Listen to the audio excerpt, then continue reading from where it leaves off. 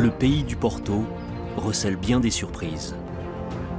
Des massifs montagneux, des troupeaux de chevaux sauvages et d'authentiques garanos. Des plongeurs intrépides qui s'élancent dans le vide du haut de monuments emblématiques. Des taureaux qui s'affrontent en duel. C'est tout cela, le Portugal magique.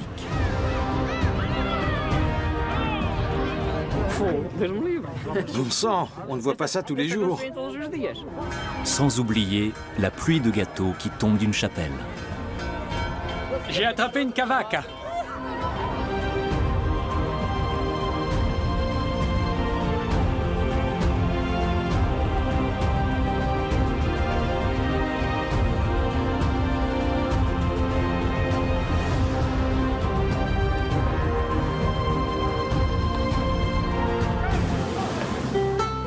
Le plus ancien phare du Portugal s'élève fièrement dans le ciel.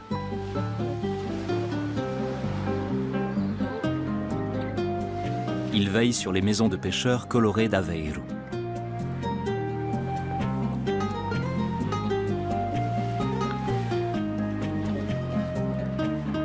La cité lagunaire d'Aveiro se situe sur la côte atlantique, entre Lisbonne et Porto, qui n'est qu'à 1 heure de route. Ses nombreux canaux lui valent d'être appelés la Venise du Portugal. Les gondoles qui font la fierté de la ville se nomment ici des muliceiros. Leur histoire est intimement liée à celle de la cité lagunaire. Autrefois, dans la lagune de la Ria de Aveiro, les muliceiros étaient un moyen de transport incontournable. On y transportait le mouliço, un mélange d'algues jadis utilisé comme engrais, et le sel, qui a fait la prospérité de la cité au XVIe siècle.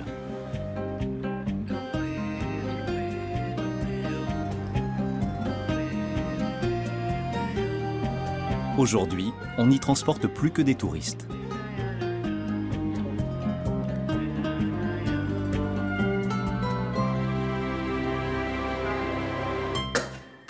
Felisberto Amador est l'un des derniers constructeurs de muliceiros. Il est aussi skipper et il se prépare à la grande régate qui a lieu dans 2 jours. Pour lui, c'est le jour le plus important de l'année. Il y a encore 20 ou 30 ans, les muliceiros servaient à tous les usages. On y mettait même au monde des bébés. Des familles vivaient à bord, c'était leur foyer. Felisberto fabrique des bateaux depuis toujours. Ça fait partie de la coque. C'est là-dessus qu'on fixe les planches. On ne trouve plus beaucoup d'authentiques muliceiros. Les propriétaires ne les sortent plus que pour la régate. Un jour, cet endroit sera un musée.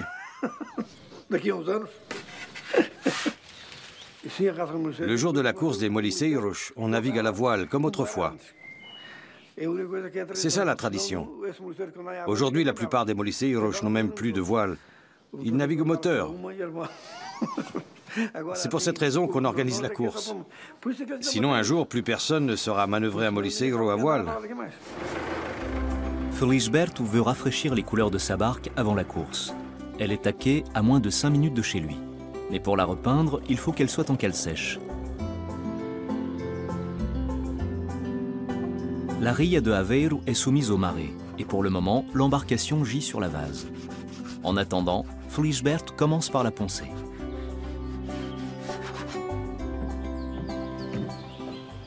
Le problème est qu'il faut que la peinture sèche. Et avec ce temps, ce n'est pas évident. J'espère que ça va aller. En tout cas, je fais tout mon possible.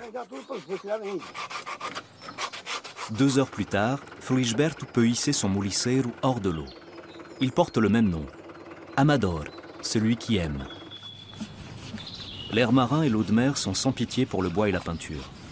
Felisberto rafraîchit aussi les décorations traditionnelles à la proue et à la poupe de la barque. Ces peintures sont l'œuvre d'artistes, et tous les fantasmes sont permis. Cette illustration est un peu coquine, mais juste un peu. Ce n'est pas vraiment choquant. On peut décorer son bateau de différentes manières. Autrefois, on privilégiait les motifs traditionnels. On pouvait aussi, par exemple, y peindre des portraits d'après photographie. Felisberto a du pain sur la planche. Il veut être sûr que sa chère embarcation brillera de tout son éclat lors de la course.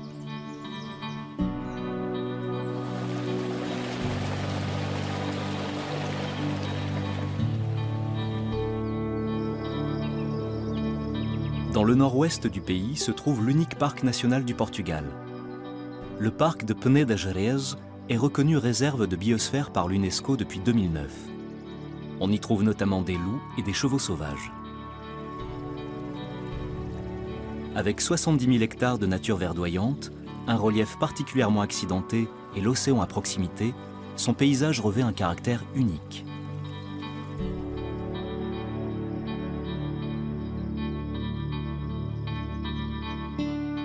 Dans le nord du parc, deux amoureux de la nature ont réalisé leur rêve. Ils ont troqué la vie trépidante qu'ils menaient à Lisbonne pour l'isolement, entourés de 10 chiens et de 12 chevaux.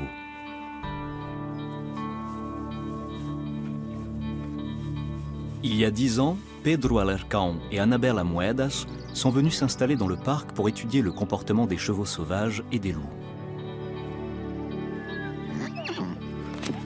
Viens, Lobito. Viens boire du bon lait. Anabela a un faible pour les chevaux sauvages, les garanos. Depuis quelques semaines, la famille d'Anabela et de Pedro compte un nouveau membre qui se remet doucement d'une attaque de loup. Lobito est un battant. Nous l'avons trouvé dans la montagne, tout seul et couvert de blessures. Il n'est pas totalement remis. Certaines plaies n'ont pas encore cicatrisé. Mais on peut s'estimer heureux qu'il soit vivant et en bonne santé, vu l'état dans lequel on l'a trouvé. Il était presque mort.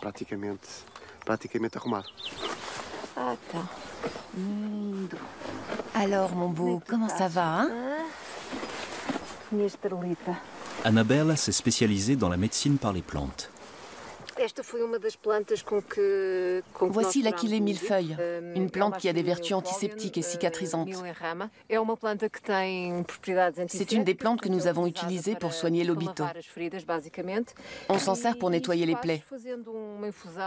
On peut aussi la prendre en infusion. Anabela trouve la plupart des plantes dont elle a besoin dans la nature. Elle fait pousser les autres dans son petit potager. Elle s'en sert comme épice et elle en fait du savon.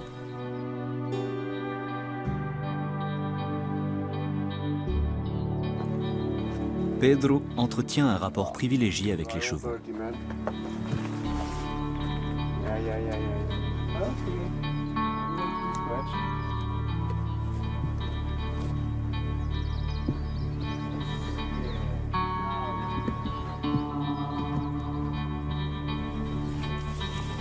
En été, Pedro et Anabela organisent des randonnées équestres. En hiver, ils consacrent tout leur temps à l'objet de leur étude. Officiellement, on ne recense plus que 1700 garanos au Portugal. Pedro aimerait savoir combien de troupeaux sauvages non répertoriés vivent effectivement dans le parc. Pedro est un véritable chuchoteur qui murmure à l'oreille des chevaux, qu'ils soient domestiques ou sauvages. Nous sommes très proches d'eux. Nous ne les traitons pas comme des animaux domestiques, mais plutôt comme des membres de la famille, c'est-à-dire avec beaucoup de sollicitude et d'attention. Cet après-midi, Pedro part à la recherche de chevaux sauvages. Pour en savoir plus sur le comportement des garanos, il va devoir s'enfoncer au plus profond du parc national.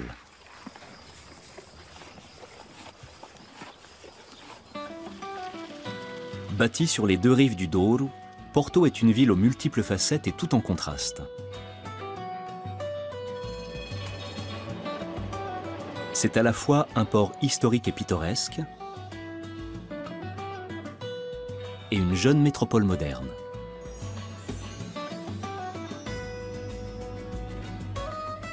Le Majestic rappelle les cafés parisiens et leurs artistes.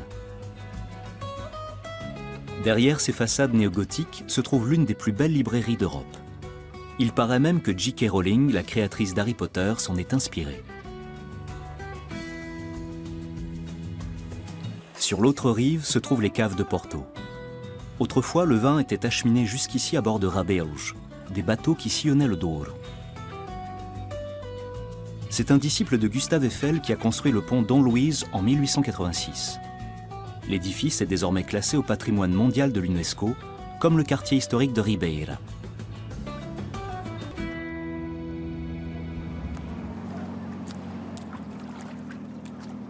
Anabela Moreira vit au pied du pont. C'est une véritable ribeirense, du nom des habitants du quartier. Et elle a un passe-temps hors du commun. J'ai bien envie de sauter. Elle saute du pont.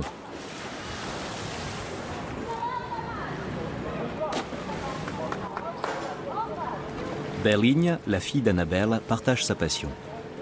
La famille Moreira est propriétaire d'un petit restaurant juste sous le pont. Aujourd'hui, Berlinha est passée voir sa grand-mère et déjeuner avec elle, juste avant de sauter.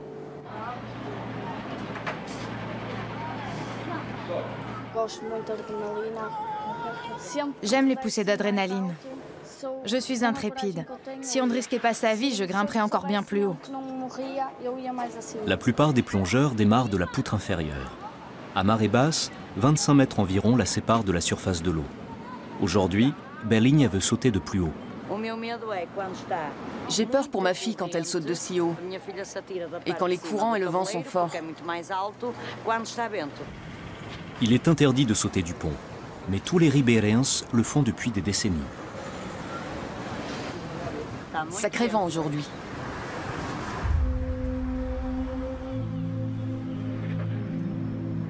Terrain de jeu pour les uns, le pont et sa passerelle supérieure qui culmine à 75 mètres attirent hélas aussi les sauteurs désespérés.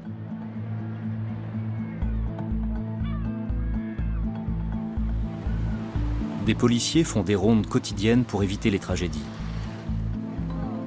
Annabelle les connaît depuis de nombreuses années et elle n'hésite pas à flirter.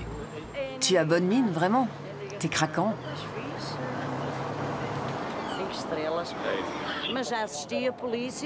Il m'est déjà arrivé d'assister les policiers dans leur travail et de les aider à convaincre des gens qui avaient déjà passé le parapet. Il faut parfois plus d'1 heure et demie pour les convaincre. C'est une femme courageuse, une vraie battante. Il faudra ériger un monument à ma gloire après ma mort. Pourquoi pas? Annabelle et sa fille ont prévu de sauter cet après-midi, malgré le vent.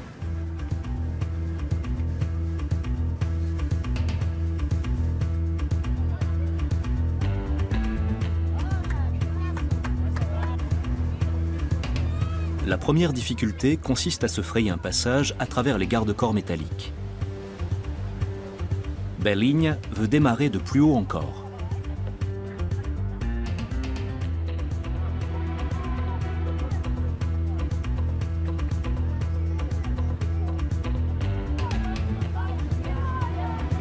Le vent souffle si fort que la jeune fille peine à se redresser.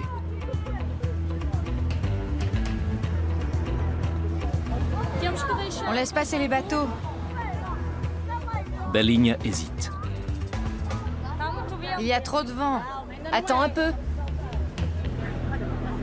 La peur la gagne.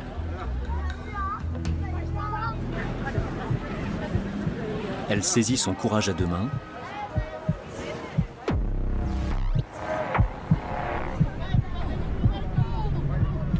Fait une courte prière.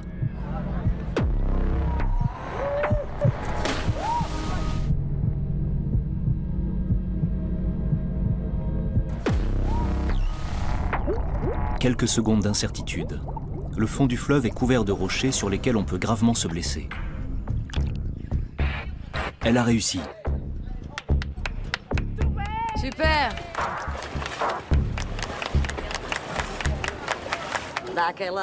Mon cœur bat très fort, mais je n'ai pas peur. Je peux y aller? C'est au tour d'Annabelle de s'élancer.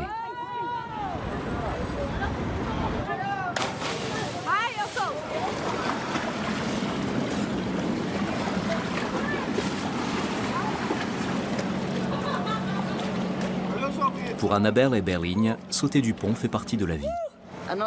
Le fleuve est notre deuxième maison. Je l'aime.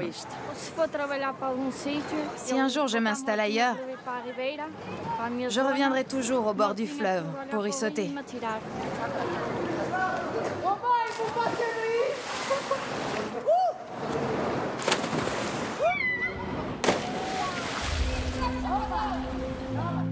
Le parc national de Peneda Gerês est la plus ancienne zone naturelle protégée du Portugal. Des espèces animales en danger, comme les chevaux sauvages, y trouvent refuge. Pedro Alarcão s'est mis en quête d'un troupeau de garanos sauvages. J'essaie de suivre un troupeau sauvage sur le long terme. Pour bien faire, il faudrait que je fixe un collier GPS au cou de la jument de tête. Pour l'instant, il n'y a pas d'argent pour un émetteur GPS. Les données permettraient pourtant d'étudier le comportement et les déplacements des garanos. Les chevaux sauvages peuplaient déjà ces sommets il y a des milliers d'années, comme l'attestent des peintures rupestres. Cette race ancestrale porte en elle l'héritage des premiers poneys ibériques.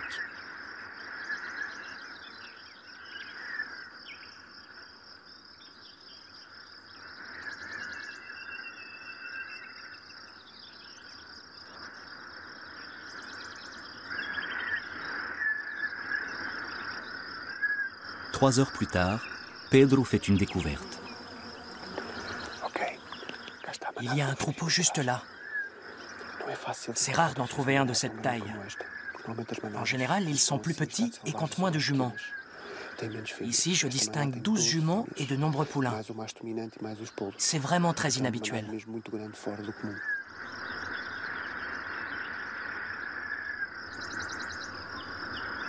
Pedro n'hésite pas à s'approcher.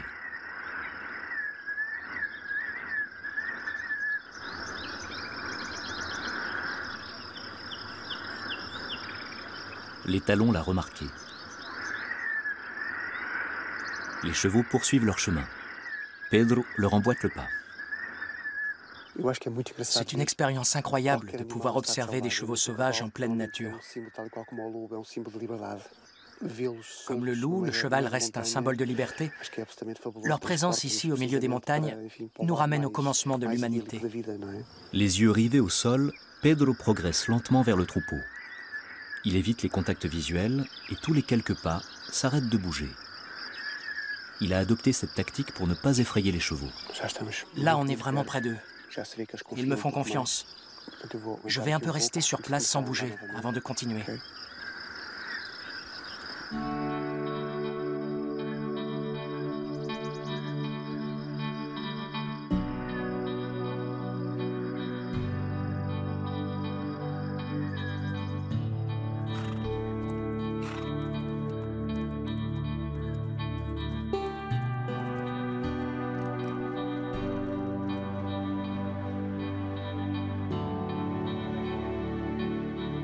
Jusqu'au coucher du soleil, le chuchoteur suit l'imposant troupeau.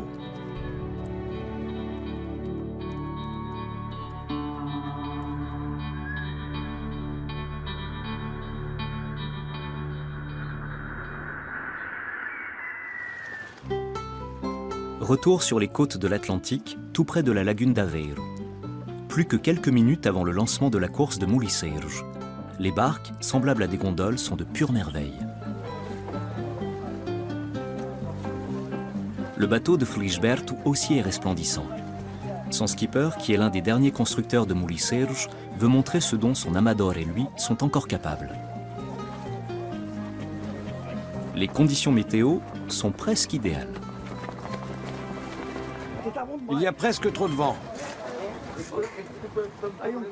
Je risque de passer par-dessus bord.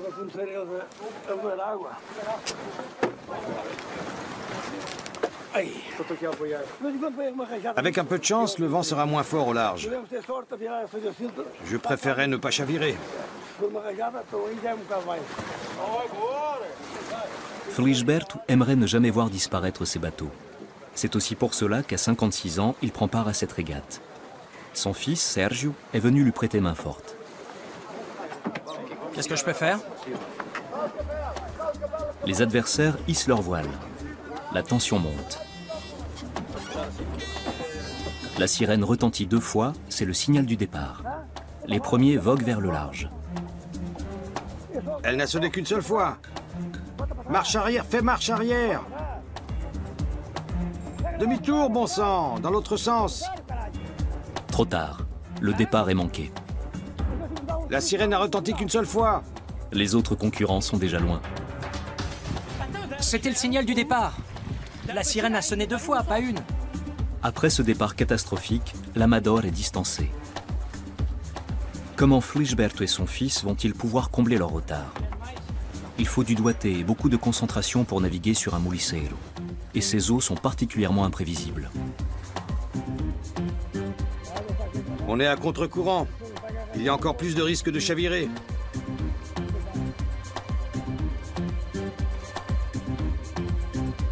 Il faut rester attentif et avoir les nerfs solides. Leurs adversaires ont pris beaucoup d'avance. Et voilà que survient un nouveau problème. Il y a une voie d'eau et Sergio doit écoper.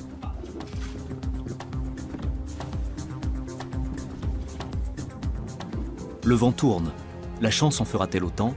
Felisberto vire de bord et l'Amador rattrape son retard.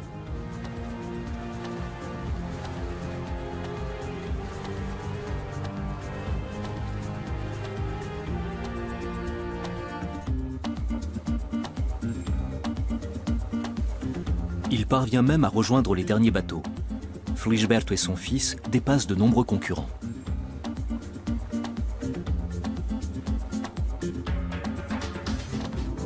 La bouée jaune signale l'arrivée. Felisberto, Sergio et leur cher Amador ont réussi. On baisse la voile, direction la remise des prix.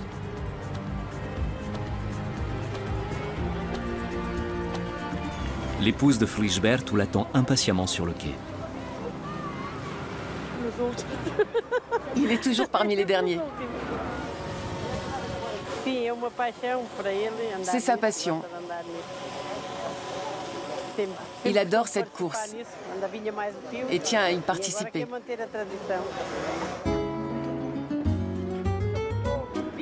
Viens vite à la remise des prix.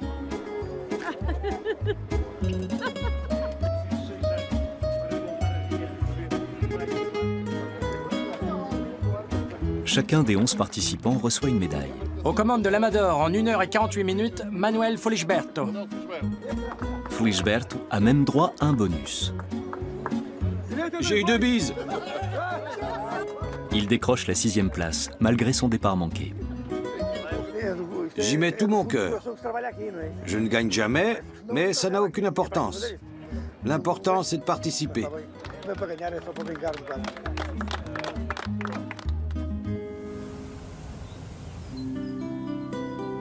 Medeiros est un village de 50 habitants en bordure du parc national de Peneda Gerês.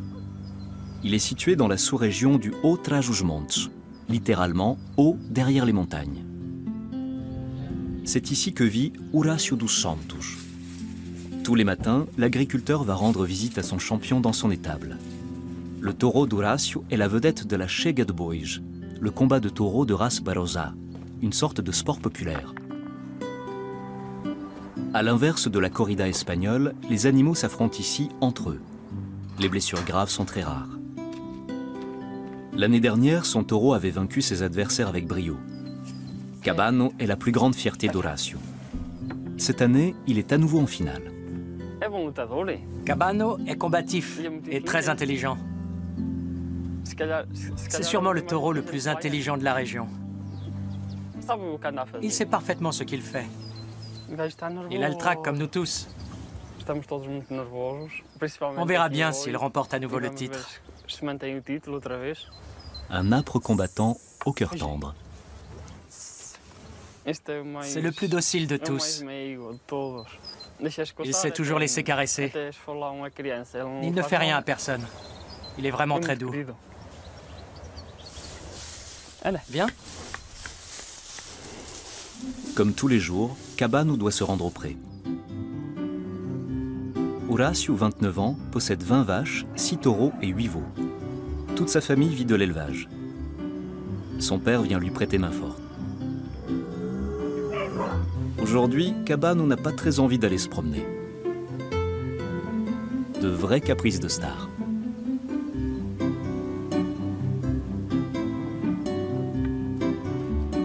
Pas question pour Horacio de faire une exception. Il presse le pas car une manifestation est prévue aujourd'hui qu'il ne souhaite manquer sous aucun prétexte.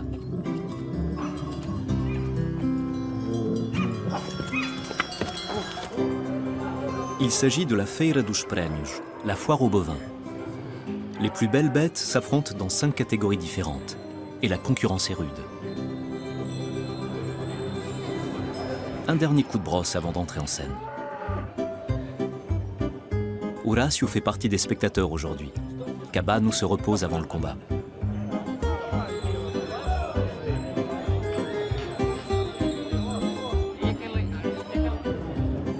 Ce sont les plus belles bêtes de la région.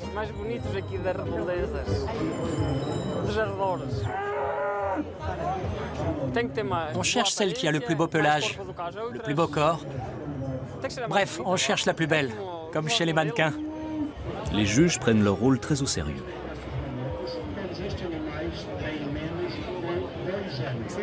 J'ai grandi avec le bétail, j'aime ça. C'est ma passion.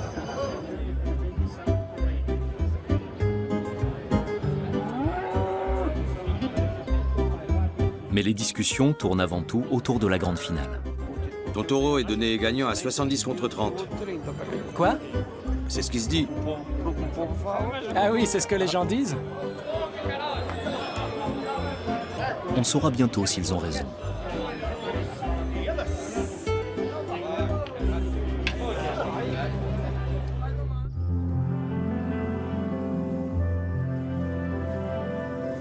Le Douro coule au fond d'une vallée encaissée. Le Haut-Douro est l'une des premières régions viticoles au monde à avoir été réglementée et délimitée. Elle est classée au patrimoine mondial de l'UNESCO depuis 2001. Seul le vin qui est produit ici peut se prévaloir de l'appellation vin de Porto. Au cœur de la vallée se trouve le domaine de la famille Quevedo. Ici, c'est à une femme, Claudia Quevedo, qu'on a confié la fabrication du Porto. Les femmes sont de plus en plus nombreuses à exercer cette profession. Au mois de juin, Claudia contrôle régulièrement les vignes et n'hésite pas à mettre la main à l'ouvrage. J'essaye d'arracher cette pousse. Ce genre d'excroissance au pied de la vigne n'apporte rien et puise dans les nutriments de la plante. Il faut retirer ces rameaux parce que les étés sont chauds et secs ici. Et le manque d'eau se fait sentir. C'est la partie supérieure de la plante qui doit être nourrie, pas ses tiges. J'ai libéré ce pied de vigne, il va à nouveau pouvoir produire du raisin. C'est un Touriga national, une variété à petits grains. Son rendement est faible, mais il joue un rôle essentiel dans les assemblages du vin de Porto. Le domaine de 110 hectares produit aussi bien du vin rouge que du vin blanc. Le climat très chaud en été est surtout propice à la production de vin de Porto. Dans la famille Quevedo, c'est Maria qui est responsable de la production du Porto depuis 16 ans. Le vin est mis à mûrir en cave dans de grands fûts de noyer, parfois pendant plus de 40 ans. La viticultrice en vérifie la robe, l'arôme et le goût presque tous les jours. La fermentation du Porto s'arrête lorsqu'on le coupe avec de l'eau de vie. Il faut donc choisir le bon moment pour cette manœuvre, de façon à obtenir le taux de sucre et le goût recherché. Aujourd'hui, Claudia attend une stagiaire. Elle souhaite transmettre son savoir et convaincre d'autres femmes d'embrasser la profession. Il y a quelques semaines, la Française Marie Châtaigna était venue visiter le vignoble. Elle aussi aimerait être viticultrice. Salut Marie! Salut! Contente de te revoir. Oh, tu as tellement de bagages! Je suis ravie que Marie vienne nous prêter main forte. Elle va nous être très utile ces prochains mois. Bah oui, forcément ils vont me manquer un petit peu quand même, parce que 5 mois sans les voir, mais après il y a plein de moyens de communication, il y a le téléphone, il y a Internet, donc bon. Un peu d'aide, ce n'est jamais de refus. Cette fois, Claudia fait faire le tour du propriétaire à Marie avant son prochain rendez-vous. Tous les ans, le domaine produit 750 000 bouteilles de Porto et 150 000 bouteilles de vin rouge et blanc. Depuis 2 ans, une autre femme se trouve à un poste de responsabilité dans l'entreprise familiale. Il s'agit de Teresa Battista. L'œnologue de 35 ans est en charge des vins rouges et blancs. Salut Teresa, comment vas-tu? Bien. Je te présente Marie. Bonjour Marie. Elle va nous donner un coup de main. Bonjour. Bienvenue, tu es là pour m'aider. Génial. Claudia et Teresa sont toutes deux œnologues. Les analyses font partie de leur travail.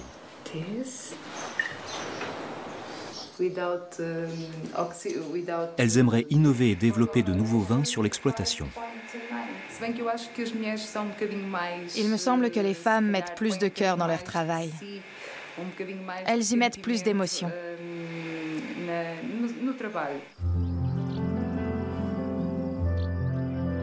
À la tombée du jour, le calme revient.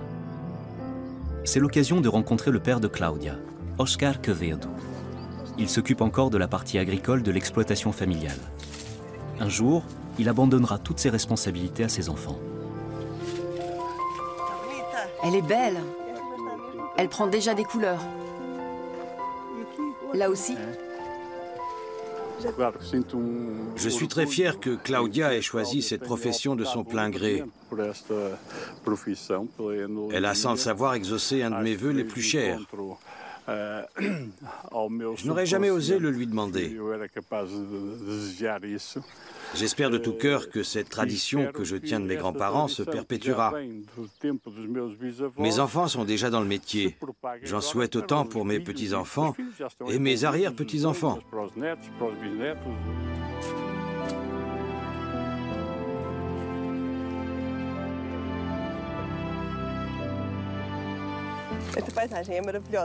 Le paysage ici est magnifique. Je ne me lasse pas d'admirer le Douro. Le fleuve, les vignobles. Pour moi, c'est le plus bel endroit au monde. C'est le paradis.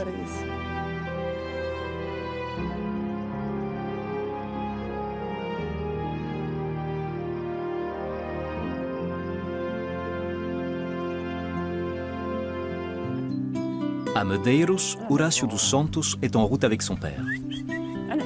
Ils vont chercher le taureau Cabano, car le grand jour est arrivé. Cabano est en finale de la Chega de Bois. Les combats de taureaux sont le moment le plus attendu de l'année. Viens par là. Comment tu vas?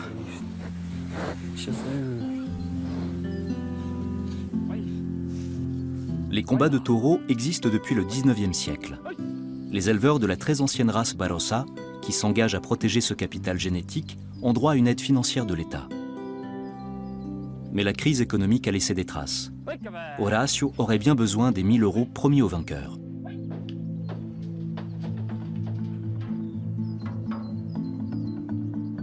Cabano a l'air parfaitement détendu, contrairement à son propriétaire. Il faut y aller. Horacio a trop traîné. Nous sommes en retard. Si nous arrivons trop tard, nous serons disqualifiés. Pour Horacio, ce serait une catastrophe. Il y perdrait son titre, mais aussi sa réputation. Il doit à tout prix essayer de rattraper son retard.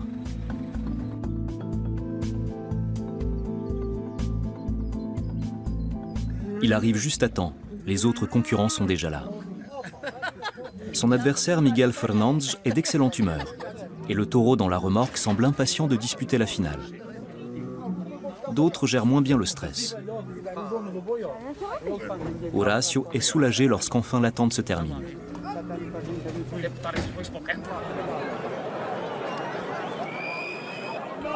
C'est l'adversaire de Cabano qui le premier pénètre dans l'arène. Aussitôt, il fait une démonstration de sa détermination. Dans l'arène, c'est l'instinct de combat des bovins qui se manifeste, le même qui détermine leur place dans le troupeau.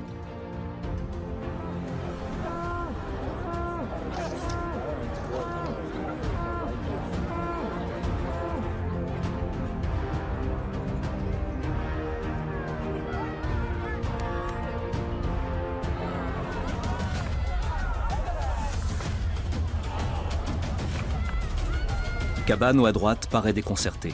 Son adversaire est plus fort que prévu.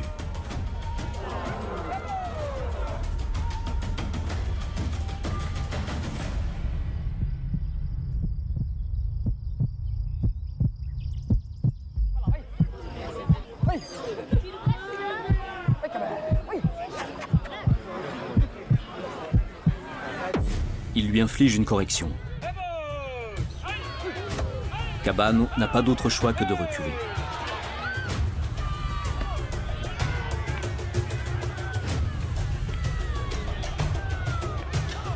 Puis, enfin, il réagit.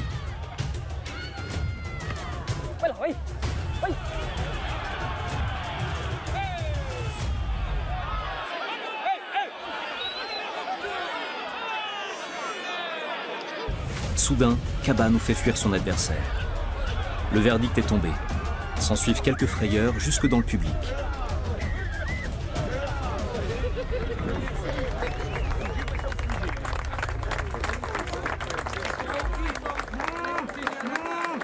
Le champion garde son titre. Vive Cabano. C'était un peu difficile. L'autre n'était pas mauvais. Mais tout s'est bien terminé. Le champion peut rentrer chez lui et son propriétaire rêver à sa prochaine victoire. J'ai grandi dans ce milieu. Depuis tout petit. J'adore ça.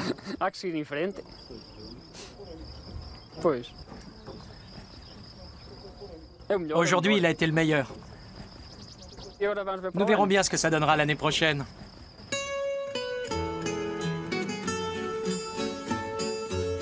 L'hiver est arrivé.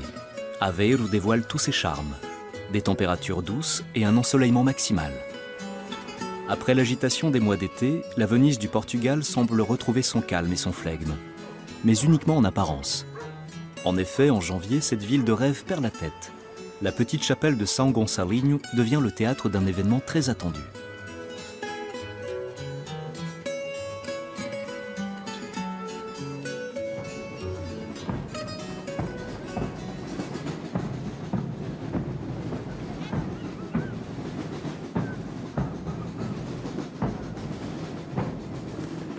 Zé Augusto Rocha subit une pression énorme. Il fait partie des élus. À 28 ans, et pour la première fois de sa vie, il est l'un des mordomos, les organisateurs de la fête de São Gonçalinho. C'est le plus jeune de l'équipe et il doit, avec l'aide de ses 17 collègues, rassembler l'argent nécessaire à la fête, soit plus de 10 000 €. La collecte dure toute l'année, mais la parade à travers les rues de la ville est leur dernière chance de rassembler la somme nécessaire. Les choses ne se déroulent pas comme prévu. Les dons sont rares. Nous devons progresser moins vite. Nous devons parler aux gens et ne pas uniquement leur réclamer de l'argent. L'argent manque partout.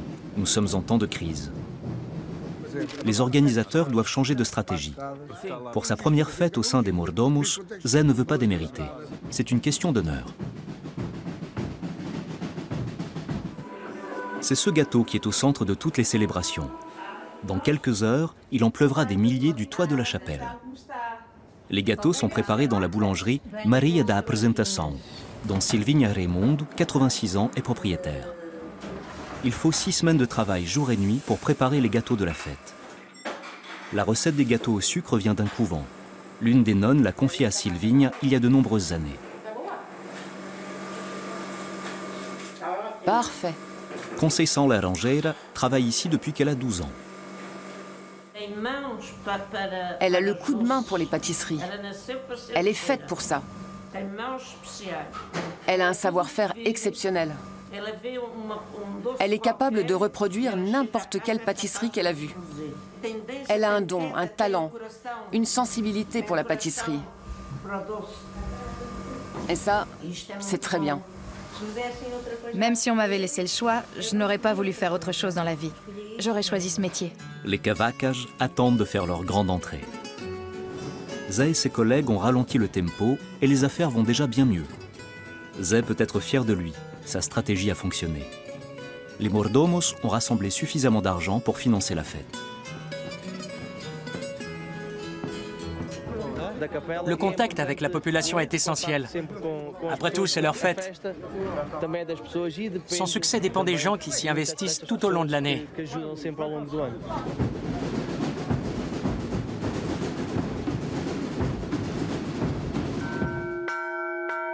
Le signal est donné. Les festivités vont se poursuivre pendant 4 longues journées. Les gens arrivent de tout le pays. Enfin, les portes de la chapelle s'ouvrent.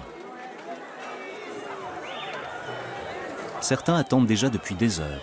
Ce sont des durs à cuire que rien n'arrête. Il en a reçu une, juste là. Un sacré coup. En plein visage, juste là. Il y a 2 ans, j'en ai reçu une sur l'épaule. Je n'ai pas pu bouger le bras pendant 2 mois. Elena, la maman de Zé, s'apprête à monter sur le toit en terrasse de la chapelle. Les allées et venues dans l'étroit escalier en colimaçon doivent être bien coordonnées. D'après la légende, les cavacas seraient une façon de remercier à l'avance Saint Gonçalinho pour les miracles qu'il doit accomplir. Et puisque les miracles tombent du ciel, il faut que la contrepartie en fasse autant.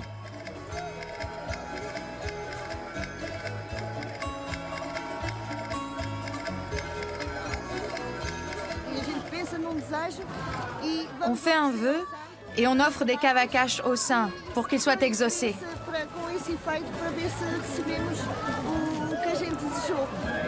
Personne ne doit savoir quel vœu j'ai fait.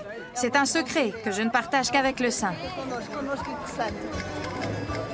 Zé veut voir ça de plus près. Il connaît les astuces pour ne pas être blessé, même lorsque des tonnes de pâtisseries s'abattent sur la foule. Et voilà, Zé aussi a attrapé une cavaque. La religion prône l'amour du prochain, mais pendant la fête dédiée à Saint Gonçalinho, c'est la loi du plus fort qui prévaut.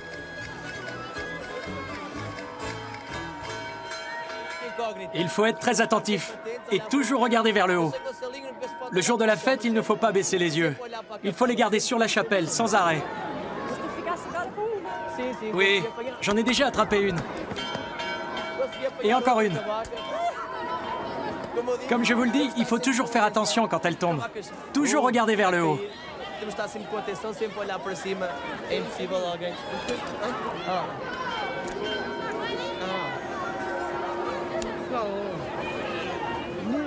Délicieux. C'est exactement ça l'esprit de cette fête. Je ne connais pas cette dame, mais elle vient vers moi et m'adresse la parole. Je suis ta voisine. C'est ma voisine.